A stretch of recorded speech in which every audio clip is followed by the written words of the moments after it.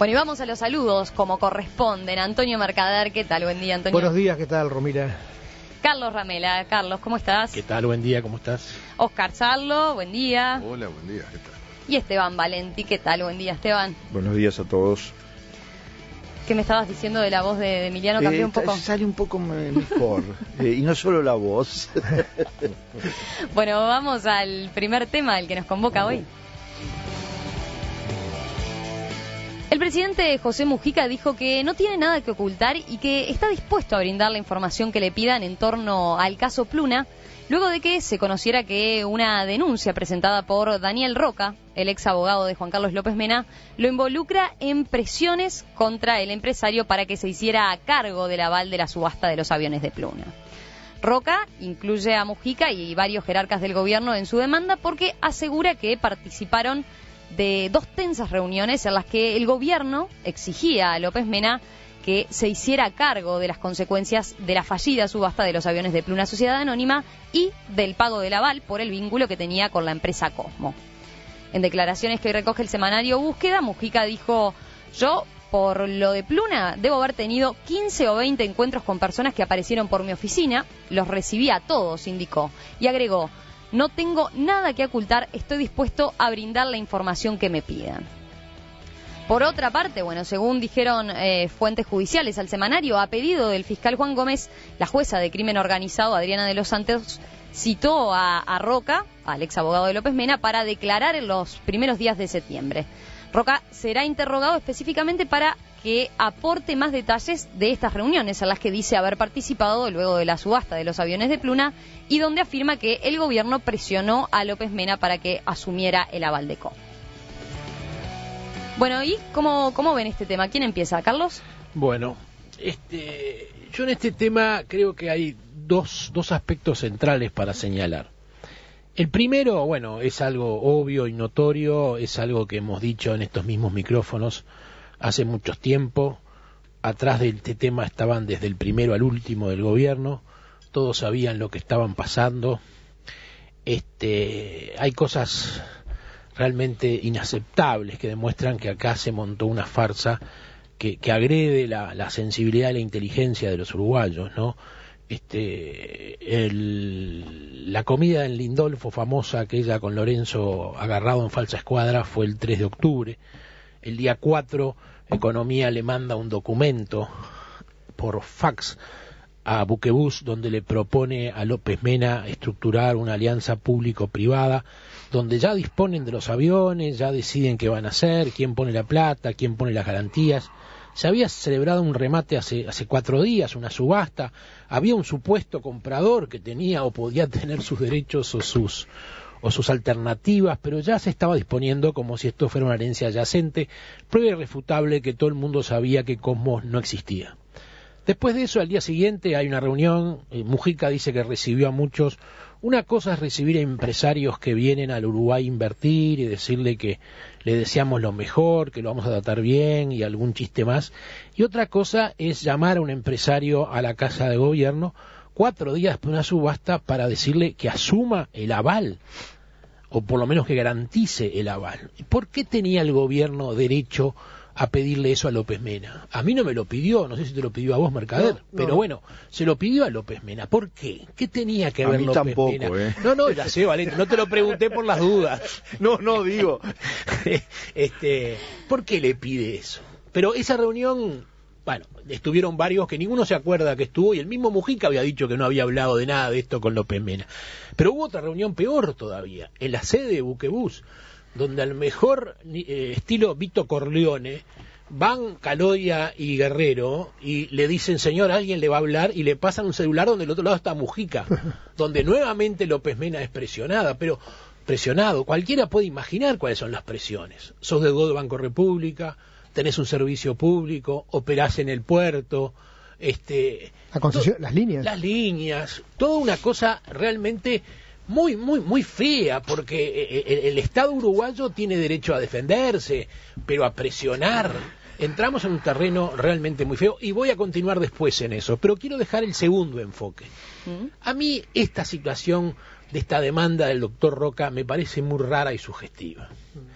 que un abogado se pelee con su mejor y único cliente después de 27 años al que le cobraba $25.000 por mes, que se pelee y salga a ventilar las cosas que ventila, violando todos los secretos profesionales imaginables. La ética profesional. La ética profesional, pero que además lo haga de forma tal que, como dicen ya hoy las fuentes de López Mena, Roca lo que dice es lo mismo exactamente que dijo López Mena. O sea que la demanda tiene el condimento de los honorarios, pero en el fondo esto es un alegato de López Mena para hacerse víctima y poner al gobierno, como lo fue, como el gran presionador que le hizo hacer muchas cosas. Nadie niega las culpas de López Mena en esto, que son inmensas, pero acá pareciera como que se buscó la manera de que López Mena pudiese hablar a través de su abogado y decir las cosas que López Mena directamente no puede decir. Porque si lo dice, están las presiones, acordate de esto, acordate de esto. Acá no es López Mena, acá es el maldito este que se me dio vuelta y que además me reclama $2 millones. Pero dice cosas que de alguna manera victimizan a López Mena y condenan al gobierno. Es muy interesante eso, ¿no? Esteban. Yo voy a hacer una protesta formal de parte de mi gobierno porque estoy en una tertulia con 3 destacados abogados y un ilustre estudiante secundaria. Entonces en estos temas es complicado. No te tires al menos. Es así, pero la vida. Bueno, a ver, ¿cuál es después de yo creo que el caso político judicial más largo de la historia del país, ¿cuál es la acusación que quedó pasando la espumadera? Quedó una sola, que es el tema de haber favorecido a López Mena para el aval. Es decir, ustedes podrán especular, otra vez la oposición le la maneja, pero eso es lo que quedó. La denuncia que hace los senadores blancos no es sobre ese tema, es sobre todo el tema de Pluna. Y lo que queda es, así, pasando la espumadera, es el tema de que se hubiera favorecido en todo el proceso a López Mena.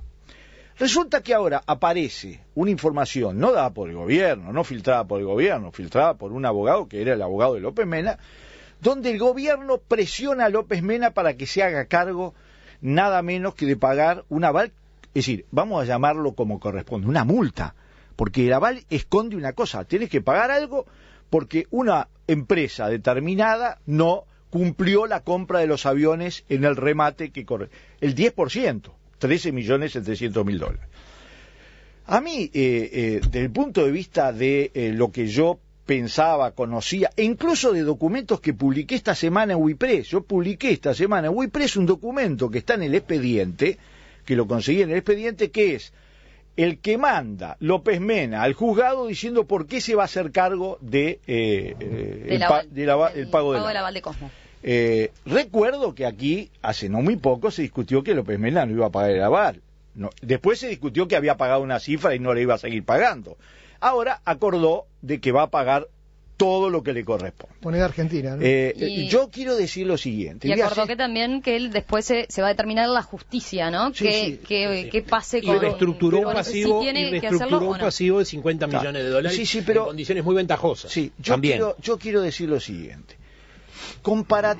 Primero, es la primera vez en la historia del Uruguay, y los reto a que me digan otro caso, en los últimos 367 años, en que un empresario paga una multa por una acción empresarial de estas dimensiones, que si la comparamos con antecedentes anteriores, por ejemplo, bancos que se fundieron, empresas que fueron a la corporación y se fundieron, carteras pesadas que cada 10 años se transformaban en un mecanismo absolutamente normal en el sistema financiero uruguayo. Nunca nadie pagó nada en este país.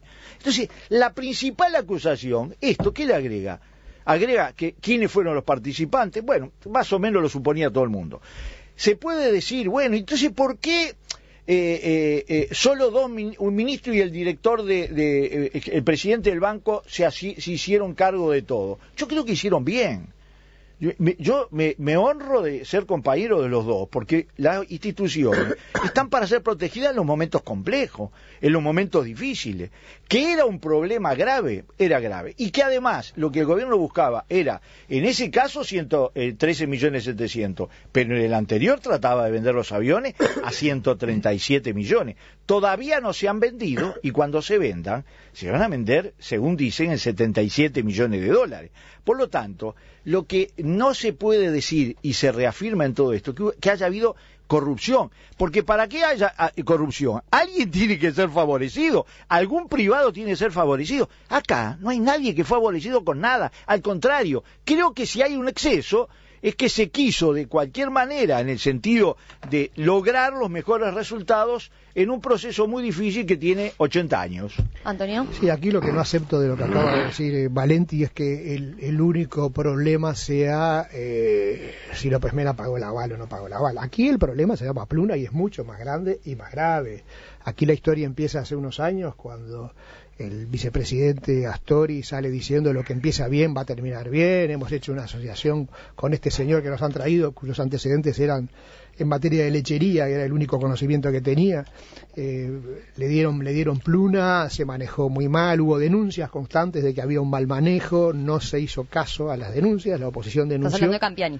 Que Lidgate, Campiani y compañía andaban muy mal, pese a lo cual siguió adelante, hasta que otro error más, en un momento totalmente inoportuno se decide cerrar Pluna previo a las vacaciones de julio, alegando que iban a venir juicios por 8.000, 10.000 millones de dólares, una cifra así increíble la que se dio en el momento. Se hizo todo de manera apresurada, mal hecho por supuesto. A continuación de lo cual se urdió toda esta farsa de un remate trucho con un comprador trucho, que dio su nombre falso, que después el ministro de Transporte salió a justificar que el nombre, que se podía trabajar con seudónimos en los remates. Lo de Lindolfo que se recordaba, es decir, un pastiche enorme donde hay mucha gente implicada y donde, a pesar de que tú decís de que aquí no hubo nadie favorecido, bueno, la justicia procesó a Campiani, al director de Lidgate, al socio del Estado y a otro más, por algo los procesó. El ex ministro de Economía y el ex presidente del Banco de la República también están procesados. Digo, algo ha pasado, porque si no, ¿cómo se explica tanto procesamiento? ¿Cómo se explica que sea un tema judicial tan gordo que sigue adelante? Entonces, no podemos minimizar y decir aquí el único problema es el señor López Mena, que por otra parte, si vamos a la prensa de la época, me estoy refiriendo a unos 2 años atrás, yo recuerdo muy bien cuando López Mena hizo tuvo aquel entredicho con Lorier sobre si traía, que Lorier lo amenazó, y me acuerdo que López Mena en una entrevista, y está publicada, dijo, a mí me llama el presidente de la República todos los días para pedirme que intervenga. Lo declaró públicamente, es decir, que la participación directísima de Mujica, no que Mujica estaba en una reunión por casualidad, no, era Mujica el que agarraba el teléfono y le decía a López Mena, loco, andá y comprá, y hacete cargo, o sea que no sorprende a nadie esto. Que el abogado lo llame, yo tengo las mismas dudas que tiene Rapela, me llama mucho la atención la actitud del abogado, que es una actitud poco ética para un profesional, pero que además en el fondo le está haciendo un bien a López Mena porque lo está presentando como una víctima de todo, está repitiendo los argumentos de López Mena. Es muy raro lo que está pasando, ¿no? Oscar.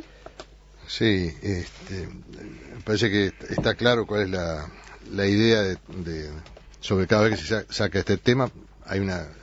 Tendríamos que hablar de la novedad, y lo que se hace es hacer un raconto de todo para volver a instalar las mismas imágenes en la opinión pública. Bueno, digo, es un juego político, está bien.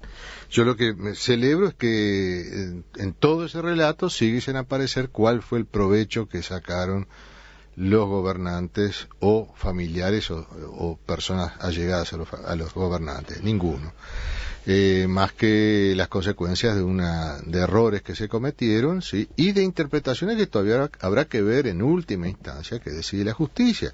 La figura del abuso de derechos es una figura muy ambigua que puede prestarse a que haya conclusiones dentro de un tiempo en la sentencia definitiva que terminen desmintiendo todo lo que hoy dan por barato que existió. Así que es un tema, yo no pienso opinar, ya está en manos de la justicia.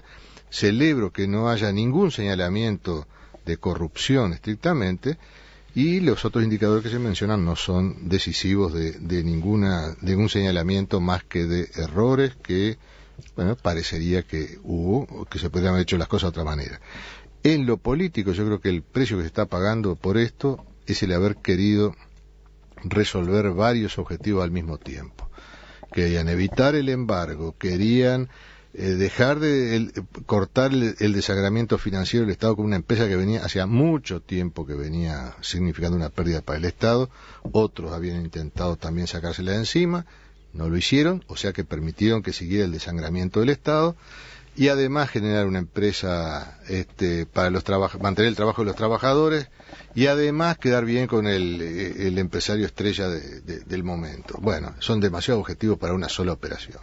Esto generalmente termina mal. Apoyado. En segundo lugar, ¿sí? En segundo lugar, creo, sí estoy de acuerdo con los colegas.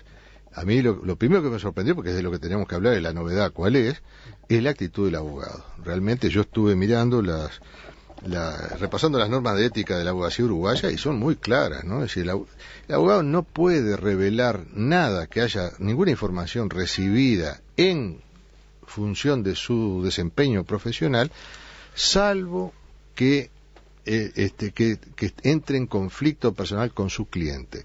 Pero en ese caso, inclusive, solo en la medida que sea estrictamente necesario para la defensa de su interés.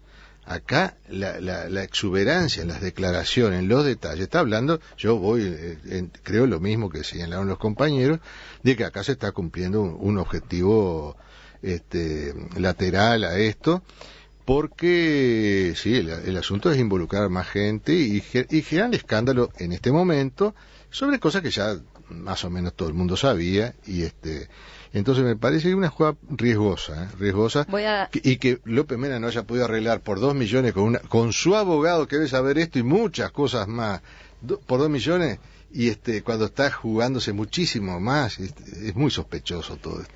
Voy a recordar, a ver, lo que dice Roca de por qué se desvinculó, ¿no? Él dice que la decisión de renunciar la tomó el pasado 23 de mayo, luego de que el abogado argentino, Horacio Martireré, que asesora a Buquebus en Buenos Aires, le confirmara telefónicamente los dichos de Álvarez respecto a Cosmo. Álvarez, el propietario, ¿verdad?, de la aerolínea española, que, bueno, decía, actuó como testaferro de López Mena en la subasta de los aviones. Entonces, luego Roca mantuvo, a partir de esa información que le dio este abogado argentino, un diálogo telefónico con López Mena que definió como duro, tenso y desagradable. Según el profesional, el empresario lo amenazó con implicarlo directamente en el tema, y él dijo: mi actuación fue exclusivamente profesional y varios días después de la subasta de los aviones, según aseguró. Y bueno, a criterio de Roca, en esa comunicación le quedó claro que López Mena jugó un papel trascendente en todo el proceso del remate de los aviones y el posterior tema de la trama del pago del aval, y que no se limitó a contactar al gobierno con Cosmo, como él afirmó, e incluso dijo: su participación ya no era como siempre la pintó ante todo el mundo, por lo que ante tal ofensiva y deslealtad de proceder y en protección de mis derechos, dado el anuncio de involucrarme en temas ajenos a mi responsabilidad, resolví sin más trámite notificarle vía correo electrónico la decisión irrevocable de no asesorarlo legalmente más ni a él ni a su empresa. Ese Carlos. motivo que invoca es el único punto de todo su escrito que le pega a López Mena y no al gobierno. Ahora, lo que está señalando ahí, de todas maneras, es un hecho que ya es público y notorio y está en la justicia del crimen organizado. O sea que bien puede ser un interés de salirse del tema y no aparecer incluido. Llama la atención que fue durante 27 años abogado López Mena, y no un abogado externo, hombre de confianza, amigo, parte de la familia prácticamente, que integró el directorio de Buquebus durante muchísimos años, se sorprenda tanto, tenga tan extrañado por estas cosas que pudo o debió en todo caso conocer antes. Pero hace un rato decían los compañeros que pasan el cernidor y lo único que queda acá en definitiva como delito es este abuso de funciones y lo que le corresponde a Campiani por su lado.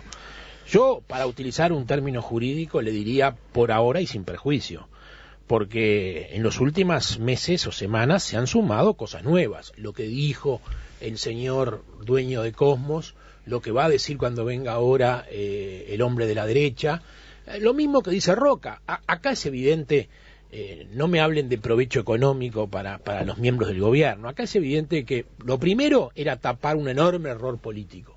Acá actuaron todos para tapar la macana que habían hecho y para ver qué podían hacer con Pluna. Y para eso violaron todo lo que pudieron violar, incluso la ley, la Constitución, y por algo la ley de Pluna fue tirada para un costado como institucional. Pero a su vez, todos colaboraron en el armado de esta farsa. Y esta farsa tenía un beneficiario, porque ¿por qué no compró directamente López Mena como quería? Porque el precio le parecía alto y porque no quería absorber el 100% de los empleados. Entonces este gobierno, protector de la clase obrera y solidario y compañero con ella, ¿qué busca? Una manera que López Mena compre después del remate, haciéndose del boleto, para no quedar entonces obligado a tomar el 100% del personal. O sea, esto, no digo que lo sea, pero se empieza a parecer mucho a la estafa, donde en la estafa el delito se configura por el simple hecho de pretender un beneficio propio o para un tercero. Y acá hay un tercero, que es López Mena, que se estaba beneficiando con todo este tinclado que estaban armando. Era evidente que López Mena quería comprar y que López Mena iba a aparecer. Se lo dice Economía en el documento que mandó el 4 de octubre. López Mena aparecía como el salvador que entraba por Cosmos y salvaba la petiza y compraba la empresa. Pero atención, ya liberado de muchas obligaciones, entre ellas no tenía que mantener el 100% de los trabajadores. De un gobernante, además, tú decías, Sarlo, no hay casos de corrupción, aquí no se han llevado, gobernantes no se han llevado dinero al bolsillo. No es ese el problema, aquí nadie está indicando ese tipo de cosas, pero la negligencia, la ineptitud, la mala gestión son irreprochables también a un gobernante. Cuando tú ves, por ejemplo, en el caso de ANCAP, que se queda con $28 millones de deuda porque aceptó cheques diferidos, es un caso de negligencia descomunal. Cuando el gobierno, los ministros, el propio directorio de ANCAP van al Senado ante las interpelaciones reiteradas del senador Moreira y se les dice está mal esto, está mal lo otro, antes del cierre de Pluna, y hacen caso omiso, dicen no, todo va bien, se va a arreglar. Ahí hay una negligencia descomunal, se le está señalando de que se están manejando mal las cosas, de que Leadgate está haciendo las cosas mal, y ahí sí quizás con elementos ilícitos claros, por algo está procesado, y sin embargo los gobernantes miraron para otro lado, nadie dice que sean corruptos, pero sí negligentes y omisos en la mayor escala posible, ¿no? Oscar. Bueno, sí, lo que dice Antonio es, obviamente, en términos generales es así. Puede haber causal de delito en negligencia, en el manejo de las cosas públicas. Nadie está libre, ¿verdad? Es decir que casos de eso tenemos en todos los gobiernos que ha habido, así que esa no sería la novedad del tema. No veo cuál es la cuestión. Siempre podemos juzgar que eso pasa. Cuando a los distintos gobiernos se les advirtió, miren que la ley de caducidad es inconstitucional, apabulló a la Constitución, se le dijo, y luego terminamos en condenas contra el Estado. No fueron advertidos por todo tipo de juristas, y sin embargo lo hicieron. Es decir, nadie está libre de cometer errores en la gestión, simplemente hay que ver cuál es la intencionalidad en cada caso, cuáles fueron los provechos, qué se buscó, en fin, podemos hablar de eso, no creo que sea el tema de hoy, ¿no? Claro, la técnica es notoria y es comprensible. A ver, cualquier detalle, se le cae el botón a alguien que intervino en el tema de Pluna y se reconstruye totalmente de manera interesada el problema. Yo no tengo mucho para agregar, por una razón, porque este episodio, si agrega algo, si incorpora algo, es el hecho que, yo le propongo a Carlos que se dedique a la novela, es su futuro, es su profesión, ¿no? Es decir, no tengo duda de que sería un excelente romanciere, como dicen los italianos, porque en realidad deducir de unas reuniones, que es lo que saltó, donde es presionado por todo el gobierno, empezando por el presidente, para que pague un aval de 13.700.000, una multa contra nada, cosa que en el Uruguay no pasó nunca, y sin embargo hay muchos empresarios que lo tendría que haber hecho en la historia del país, es una demostración de que en realidad errores lo reconocieron todos los gobernantes que intervinieron, pero el problema es el objetivo, y el objetivo era terminar con un problema que tiene 70 años, y que por primera vez se asume desde el punto de vista del gobierno de que tenía que tener un fin. Tenía dos grandes acusaciones, tres. Una, la jurídica, está planteada, bueno, está toda una discusión. Como digo, yo te podría decir con el mismo criterio de que por ahora está la sentencia en primera instancia. También te podría decir por ahora que tú dijiste varias veces que no iba a pagar López Mena y está pagando. Yo lo que digo es que tenía los errores desde el punto de vista estratégico, yo creo que no se cometieron. El error estratégico hubiera sido dejar a Pluna perdiendo 40 millones de dólares todos los años. El error de carácter jurídico se cometieron, no hay duda. Y el error desde el punto de vista de la corrupción, ¿sabes lo que te agrego a lo tuyo? La desesperación porque nadie pudiera llevarse un peso, ni parecer llevarse un peso. Ese es el problema. Poner una subasta con 137 millones como piso era absolutamente la seguridad de un fracaso.